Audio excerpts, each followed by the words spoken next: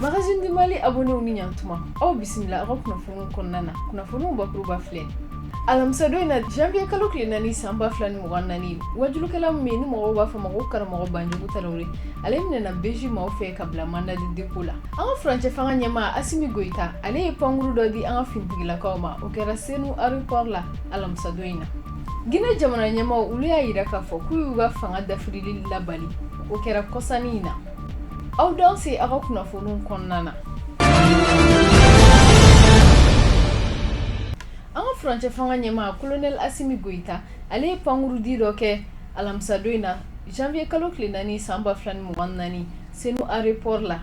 O pankuru dira chef d'état-major général de l'armée de l'air n'o ye colonel Alou Boy Jarama. Ni pankuru ninnu n'u k'olu ma ko drone de type Bayraktar. A diri lajɛrɛ kɛra conseil national de transition ɲɛmaa colonel Malik Diaw, an ka premier ministre Choguel Kokala Maïga ani an ka lakanako ministre ani an ka gouvernement maa caman ɲɛna.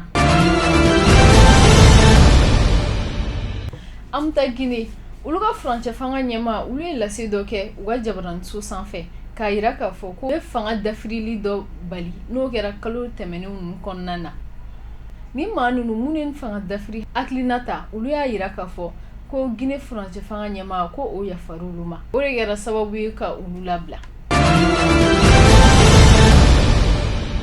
Alamisa don in na janvier kalo tile 4 san 2024 wajulukɛla min bɛ yen ni mɔgɔw k'a ma ko karamɔgɔ Banjugu Tarawele ale minɛna BJ maaw fɛ ka bila mandat de dépôt la k'a kun kɛ jalakili min bɛ yen n'u k'o ma ko incitation à la violence et propos tendant au trouble de l'ordre public. Ni wajulukɛla kɛrɛfɛmɔgɔw ka fɔ la a minɛna k'a kun kɛ a ye wajulu min kɛ kɔsani na a ka misiri kɔnɔna na o min na a kumana ɲɛnajɛba dɔ kan n'o kɛra an ka jamana kɔnɔna na kɔsani in na.